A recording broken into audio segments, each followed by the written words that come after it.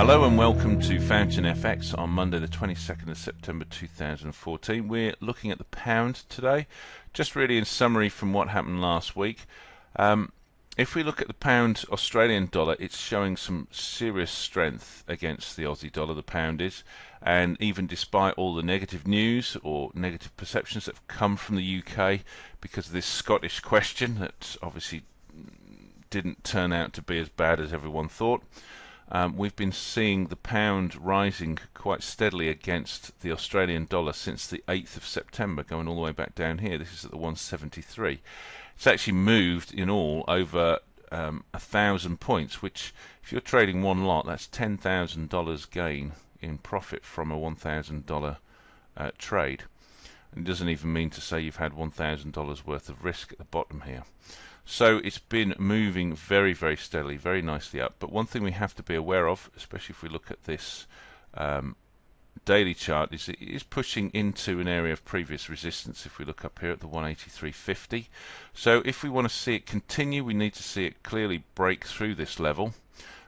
Friday saw price push through it, but that came down and it's just formed a very, very long wick doji at this point. Obviously open and close at the same price. Shows the amount of volatility that there was in the pound Australian dollar on Friday. The Asian market pushed the price all the way up, and the European market pushed it all the way back down again. So we want to see this push, and then we want to see a nice pullback, and then we can take it from there. And if we see on the 4-hour chart to the right, we can see that price is pushing up. We've had a nice pullback, and now it's pushing back up. This pullback happened on Thursday. That was off British news on the pound, which was all positive. So price went up before, and then after the news came out, we had the pullback from that. So that shows buy the rumor, sell the news. And it was a similar thing on Friday. Thursday, all this movement up was Thursday, which was the Scottish vote, and it all came out to be very positive for the UK economy, as in Scotland didn't separate from the UK. So Friday was sell the news, so it all sold off again. And so this start of this week, we've really seen Asian markets just sort of go sideways a bit, but the pressure is starting to push, the bullish pressure upwards. So we just look for a nice pullback to take it long. If we see the pullback happen here at the 184, it may be confirmation that we're starting to see a double top formation and a reversal. If we now quickly flick over and look at other pound pairs, if we go to the pound New Zealand, because that's going to be closely aligned to the pound Aussie, we can see that that's been, despite the fact that there's been a bit more sideways movement in this particular pair on the daily chart, we can see that since the 8th it's been pushing up, so it has been showing some strength. Not necessarily as much as we could see on the Australian chart, but we're still looking at a very nice move from the 195 all the way up to the 201. So that's 600 points move if we look at where price is at the moment. Not 1,000, but 600 points. If we look at the 4-hour chart, the 4-hour chart looks very similar to that of the Australian dollar, the pound against the Australian dollar, although we had a couple of pullbacks last week, Wednesday and Thursday. Similar thing on Friday, we saw the rollover, we saw the buy, the news came out, and then we saw the sell-off. So these are sort of patterns that you need to be aware of when you're trading.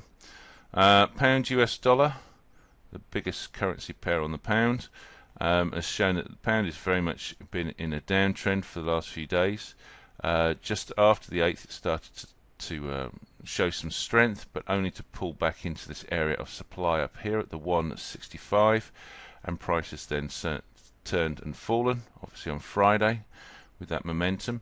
So it looks like there might potentially be a continuation of this downtrend now for the pound US dollar. As we can see this morning, there's a doji forming at the 163.50 level. So it was very much a strong sell-off on Friday from the 165 down to the 163. We've only seen it rally back up 50 points since then. So very much on the bearish side of things. Let's have a quick look at the yen, see what that's showing.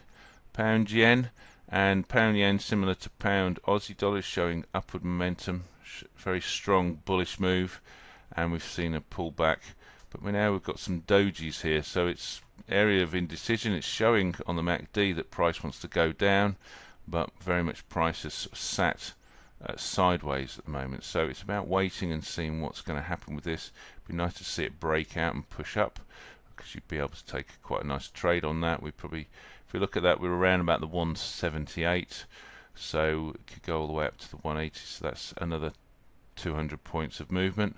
So a very nice trade to be had there potentially. And that's really it from FountainFX today. Just a quick summary on the pound last week. I haven't looked at all the different pairs, pound Swiss, euro pound, etc. Often they're too closely linked, they don't really move a lot, and you don't always get a great trade from them. So I've just looked at the main ones that seem to be moving on the pound. And have a great week. We'll catch you tomorrow. Bye bye.